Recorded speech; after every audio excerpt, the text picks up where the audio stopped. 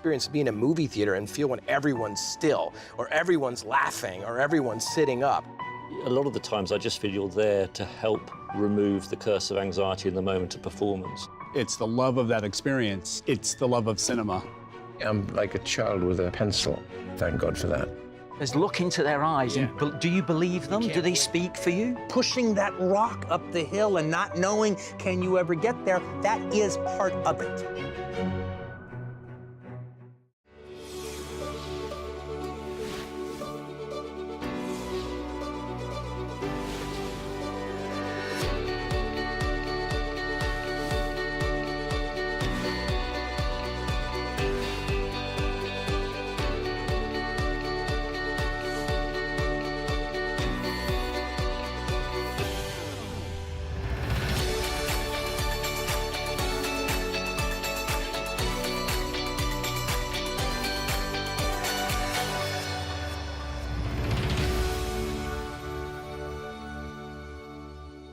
Tom, I'm going to start with a question for you.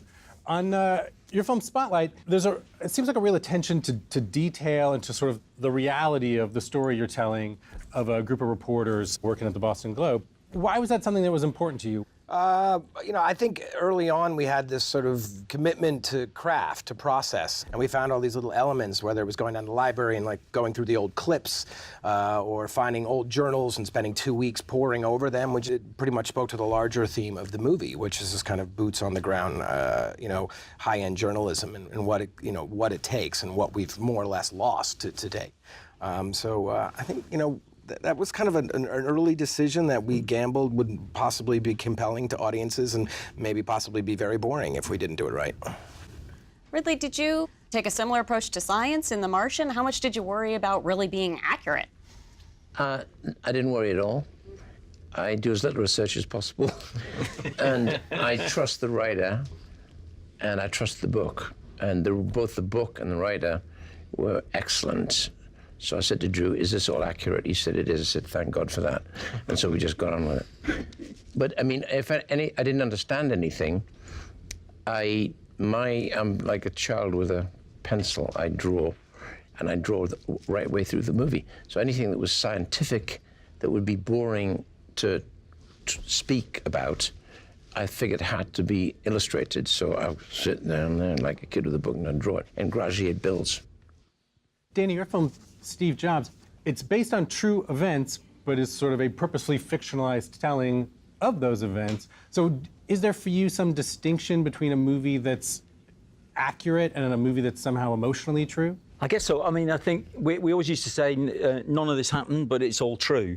I mean, basically, it was a portrait rather than a photograph. That's what we always used to say. And it's a kind of interpretation by a dramatist, Aaron Sorkin, and the rest of us, of an extraordinary character, really. And I've never done a documentary, so I don't know what the different discipline would be in doing a documentary where you are attached to the facts.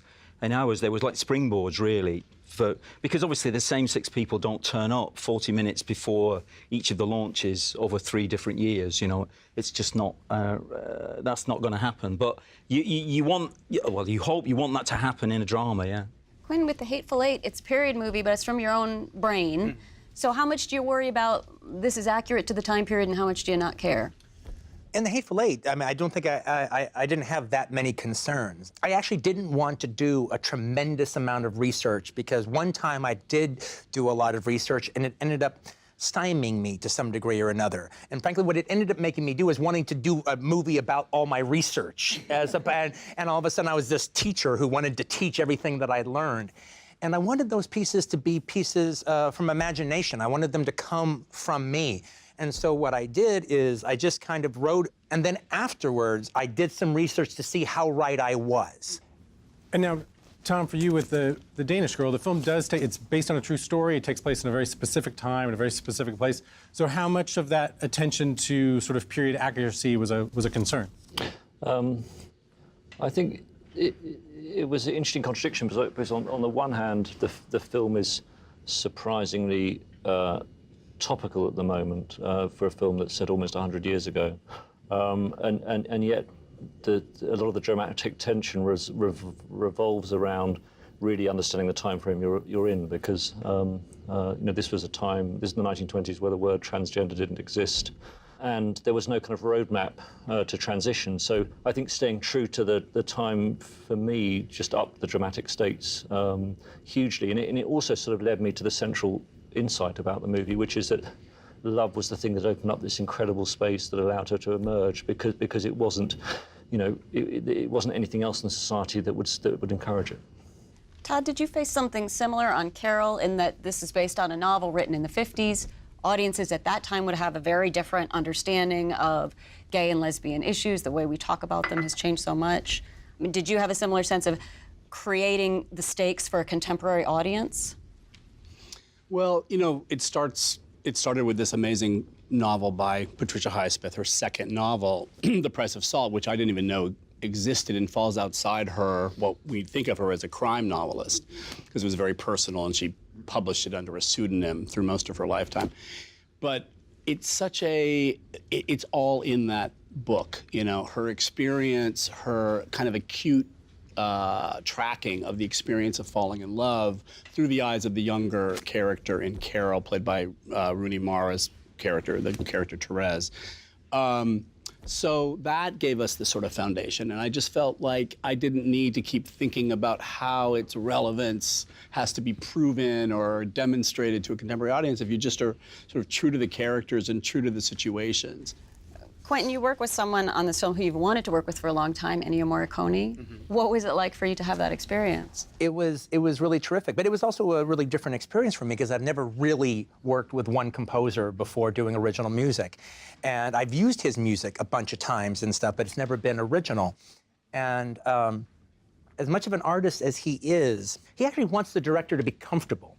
And so one of the ways he did, and we didn't have a whole lot of choice, but I think he would have done it this way anyway, was he didn't like score to the movie. Like, oh, okay, this violin will go like this as this piece of exposition is said. He just, from reading from the script, he just gave me about 30 minutes of music of what he thought would be appropriate in the piece. And it was up to me to put it in how I saw fit, like I'd always done that before. Before he'd seen any footage? He had never saw any footage. Wow. He hasn't seen the movie yet.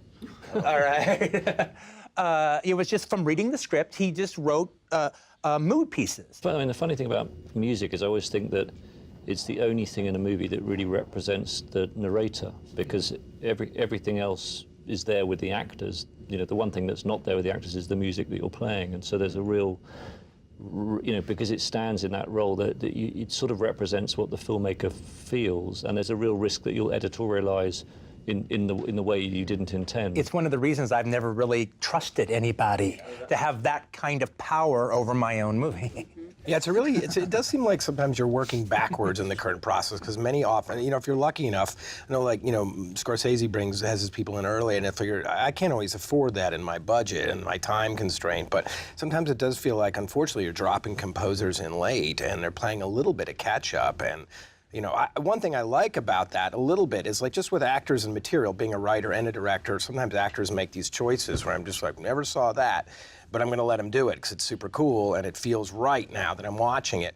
And sometimes a composer will do that and really just open my eyes to what I've sort of locking in on. But you're right, it gets a little sloppy, that part of the process, which is both scary and cool at the same time, I guess. You know, I think music, to me, is incredibly important. I shoot for music with that in mind. And to me, it's either the fourth dimension, which is missing, and also constantly it can save your ass, and sometimes literally save a scene. Make no mistake about that. I know a few composers who are very aware of that. And it's also the final dialogue. I wanted to hear, just before we move on from music, about Trainspotting, because I just think that score blew my mind. The film, of course, but the music was such a component of it, and I'm just curious how it happened. It's funny, isn't it? Because it's the opposite, really, of what I never really trusted myself to work with a composer. Partly because I always wanted I didn't want it to be the final bit of dialogue. I wanted it to be something sort of almost sometimes outside the film that still drives the film, but you might even have a cultural reference to it that's different to what's in the movie. Suddenly you pulled out of it and you go, oh, that's Blur. on the soundtrack, almost like that for a moment, which makes them kind of poppy. And I remember doing the first couple of films, and I remember being accused of being, because it was at the time that MTV was getting going, and I remember being accused of being an MTV filmmaker. I remember thinking, oh, I'm quite proud of that, actually. I quite like that idea. The more I work with actors, the more I realise that the significance of the role of anxiety in their lives. Safe is the big word. Safe means everything. Steven Spielberg was like, who directed that?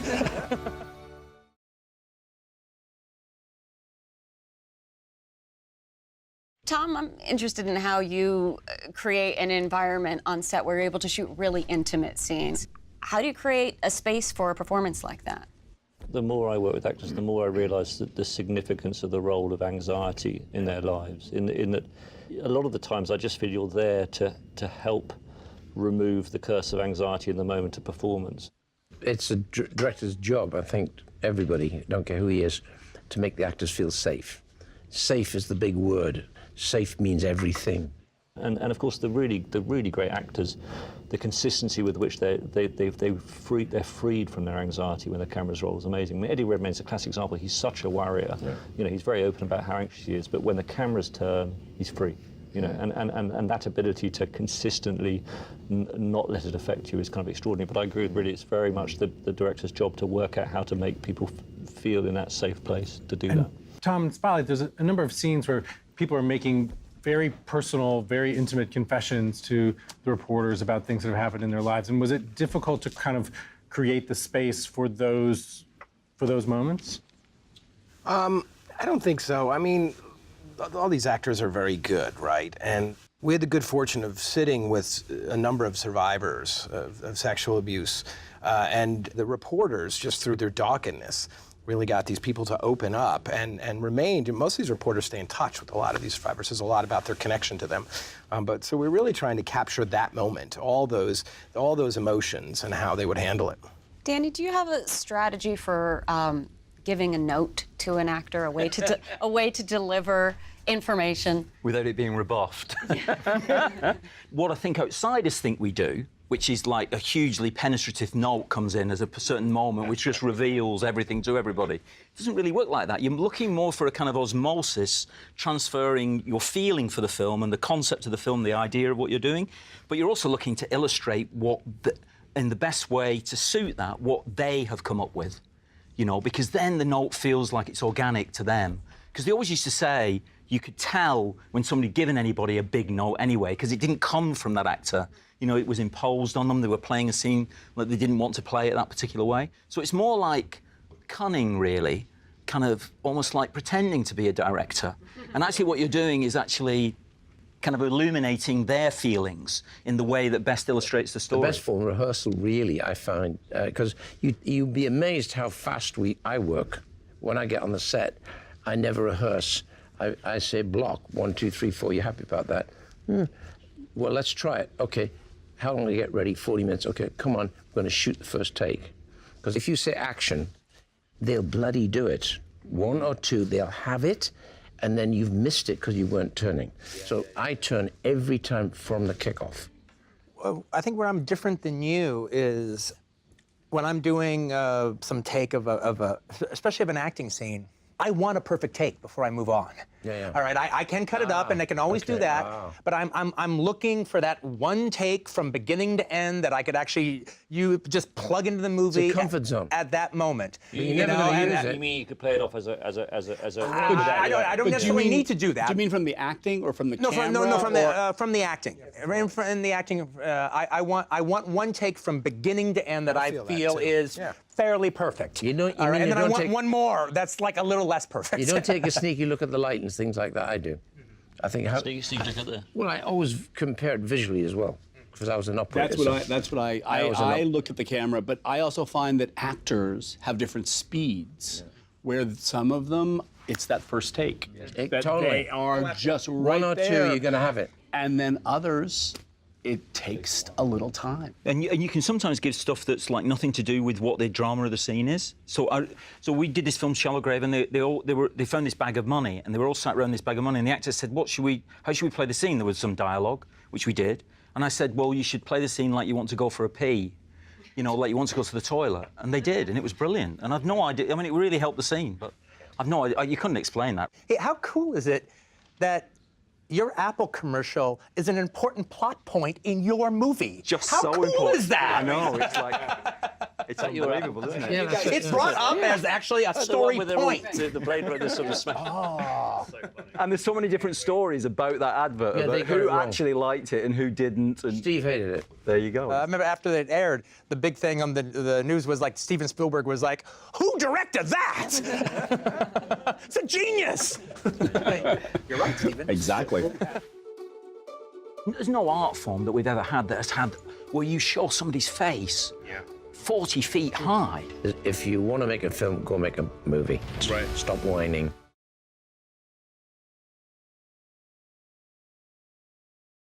And now, at a time when so much of kind of cultural momentum, even economic impetus, is with television, I'm interested in what it is that draws all of you back to working in cinema. Well, it's the love of cinema. It's the love of that experience that we all have grown up in under the influence of. We all watch things at home. We have to. There's too much content right now. It's still to have that experience of being in a movie theater and feel that and be impacted and feel when everyone's still or everyone's laughing or everyone's sitting up. It's so powerful, and I think we all hope we never lose that. And also, increasingly, I've begun to realise that the real gift of cinema is that the audience watch it in real time without interruption. Because the moment you're home at television watching a movie or a piece of television, you can pause. And we design our films to be experienced like a piece of music in real time from start to end. And the emotional payoff of a film often only happens because someone's experiencing it in real time like a piece of music from beginning to an end. And the moment you're that's segmented, it can't necessarily have the same emotional impact. There's no art form that we've ever had that has had where you show somebody's face 40 feet high and says, look into their eyes, and do you believe them? Do they speak for you? Was there a movie that you walked out of and you said, I want to do that for a living? It's such a long shot. I didn't do a film till I was 40. And so I was trying, and my next best shot was doing commercials. So I did commercials for 20 years because I love working on celluloid. That was the entire craft process, commercial, advertising. I wasn't allowed to get near. I never had an aha moment because my whole life was involved with movies, all right? Movies. I would choose seeing Blazing Saddles rather than go to Disneyland, at 8, all right? I would, the way certain kids are into sports, the way certain kids are into cars or into drawing, I was always about movies. Access, it's how accessible the opportunity is. And with you, probably, there was no film school, right? There's no film school. The access to it was the other side of the universe.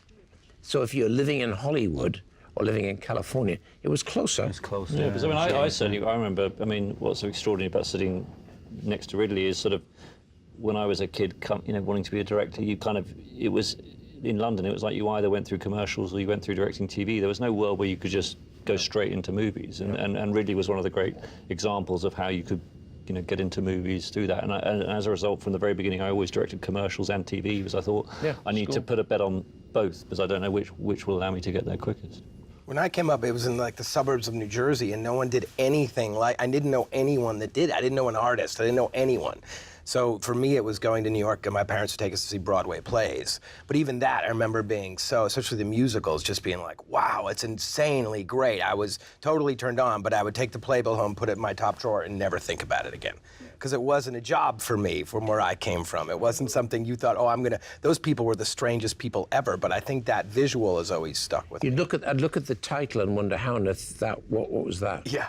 And what I think is interesting is now, because of the democratization of cameras and iPhones and the editing software on almost any laptop, kids can grow up with a feeling that it's not impossible to be a filmmaker, and it'll be interesting to see the effect it'll have on the next generation of filmmakers. Because for us, for me, it always seemed like a really difficult thing to do, which involved technology that was hard to get. It was always involved money that I didn't have. Hot splicing, and you had to be like a hustler to do anything. Sure. And now it's kind of there for everyone. And I wonder whether it'll allow different kind of voices to come through, because for my generation, it was like you couldn't do it unless you're a hustler, because it was just too, you had to get other people's money, other people's equipment the whole time. Just In a just to way, have something about the scarcity, though, I think drives Well, maybe that's- desire and That's and interesting. perseverance That's and really hunger. interesting. The other edge of that sword is what you're talking about, the weeding out process of, well, how much do you want it?